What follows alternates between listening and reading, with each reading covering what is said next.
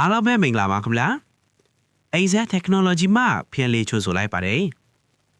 ကျွန်တော်တို့ Excel မှာအချိန်တွေအများကြီးကိုစစ်ဆေးပြီးရလဒ်တွေထုတ်ရှင်တဲ့အခါ if function ကိုအထက်ထပ်သုံးခဲ့ကြရပါတယ်အဲ့ဒီလို nested if တွေသုံးတဲ့အခါကွင်းစာကွင်းပိတ်တွေမှားတာတို့ formula ရှည်လျောက်ပြီးဖတ်ရခက်တာမျိုးတွေကြုံဖူးကြမှာပါဒီနေ့ဗီဒီယိုမှာတော့အဲ့ဒီပြဿနာအားလုံးကိုဖြေရှင်းပေးမယ်IFS function အကြောင်းကိုလက်တွေ့ဥပမာတွေနဲ့တကွသေချာလေးပြောပြပေးသွားမှာပဲဖြစ်ပါတယ်ဗျာကဲပထမဆုံးကျောင်းသားအမှတ်စရင်းကိုအရင်ကြည့်အောင်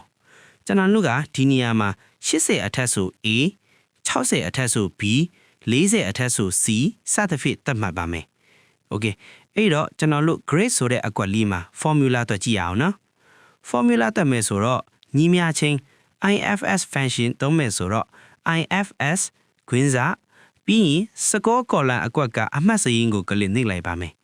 ဒီအမှတ်စရင်းက C2 ဆိုတဲ့ cell ကွက်မှာရှိလာဆိုတော့ C2 ပေါ့နော်โอเคပြီးရင်ကျွန်တော်တို့က80အထက်ဆို A ထားချင်တာဖြစ်တဲ့အတွက် greater than equal 80 comma တပည့်ကုတ် A တပည့်ကုတ် comma ပြီးရင်ကျွန်တော်တို့60အထက်ဆို B ထားချင်တာဖြစ်တဲ့အတွက်ရှေ့ကလိုပဲအမှတ်စရင်းအကွက်ကလေးကို click နှိပ်မယ် greater than equal 60 comma တပည့်ကုတ် B တပည့်ကုတ် comma နောက်ထပ်40အထက်ဆို C ထားချင်တာဖြစ်တဲ့အတွက် greater than equal 40 comma တပည့်ကုတ် C တပည့်ကုတ် comma ဒီနေရာမှာ true ဆိုတဲ့ condition လေးကိုဘာလို့သုံးတာလဲဆိုတော့အပေါ်ကအချက်တွေနဲ့မကိုက်ညီတဲ့ကြံတဲ့လူတွေအားလုံးကို default တန်ဖိုးသတ်မှတ်ပေးလိုက်တာပဲဖြစ်ပါတယ် okay B comma တပည့်ကုတ် fail တပည့်ကုတ်အပေါ်ကအချက်တွေနဲ့မကိုက်ညီတဲ့သူတွေကို fail လို့သတ်မှတ်လိုက်မယ်ပေါ့အားလုံးပြီးသွားရင်တော့ခွင်းပေကီ enter နှိပ်လိုက်ပါမယ်ပြီးအောက်ကအကွက်တွေကို series ဆွဲချလိုက်ပါမယ်ဒါဆိုရင်တော့ဒီမှာကြည့်လိုက်ပါမောင်မောင်က80အထက်ဆိုတော့ A AA က60အထက်ဆိုတော့ B ကြော်ကြော်က40အထက်ဆိုတော့ C ပေါ့နော်40အောက်တွေကတော့ fail လို့ပေါ်နေရတွေ့ရမှာပါဒါကတော့ IFS function ကိုသုံးပြီးအမှတ်စရင်းတွက်တဲ့နည်းလမ်းပဲဖြစ်ပါတယ်နောက်တစ်ခုကတော့ IFS function ကိုအသုံးပြုပြီးရောင်းအားပေါ်မူတည်ပြီး commission တွက်ချက်ကြည့်ပါမယ်ဒီနေရာမှာကျွန်တော်တို့ကရောင်းအား10သိန်းကျော်ရင် 10% နောက်သိန်းကျော်ရင် 5% နောက်သိန်းအောက်ဆိုရင်တော့ no commission ပေါ့နော်အဲ့တော့ညီမျှချင်း IFS ခွင်းစာပြီးရင် sales amount column ကတွက်ချင်တဲ့ပမာဏကို click နှိပ်မယ်10သိန်းအထက်ဆို 10% ဖြစ်တဲ့အတွက် greater than equal 10သိန်း comma ပြီးရင် sales amount ကိုပြန်နှိပ်ပြီးအမြောက် 10%, တတိထားမှာက Excel မှာတော့အမြောက်ကို star symbol နဲ့သုံးပါတယ်နော် Okay ဆက်သွားရအောင်9သိန်းအထက်ဆို 5% ဆိုတော့ sales amount greater than equal 9သိန်း, sales amount အမြောက် 5%, 9သိန်းအောက်ဒီဆိုရင်တော့0ပဲထားကျင်တာဆိုတော့ရှေ့ကအတိုင်းပဲ true လေးခံပေးလိုက်ပါမယ်ပြီးရင် 0 green bake enterအောက်ကိုဆွဲချလိုက်မယ်ဆိုရင်ကိုအောင်က10သိန်းကျော်ရောင်းအားလို့3သိန်း2တောင်းရတယ်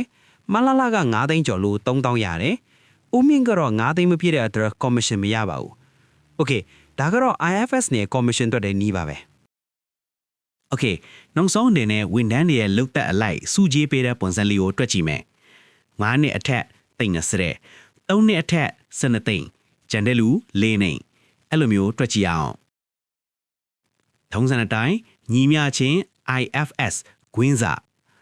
look တဲ့အကွက်ကို click နှိပ် greater than equal 5, သိန်း20ပြီးရင်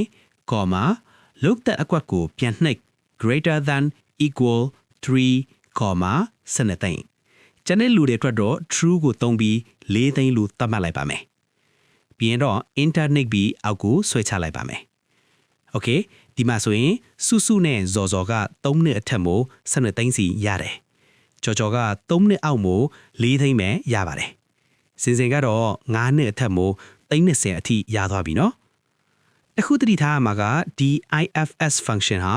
Office 2019 နဲ့ Microsoft 365 version တွေမှာပဲရနိုင်ပါတယ်ဗျဒီနေ့သင်ခန်းစာလေးကမိတ်ဆွေတို့အတွက်အကျိုးရှိမယ်လို့မျှော်လင့်ပါတယ်လက်တွေ့စမ်းသပ်ဖို့ Excel file ကိုလည်း description မှာ link ချပေးထားပါတယ်နော်ဒီဗီဒီယိုကိုကြိုက်နေတဲ့ဆိုရင်တော့ like နဲ့ subscribe လုပ်ထားဖို့မမေ့ပါနဲ့အောင်နောက်ထပ်ဘယ်လို Excel tips တွေသိချင်သေးလဲဆိုတာ comment မှာရေးပေးခဲ့လို့ရပါတယ်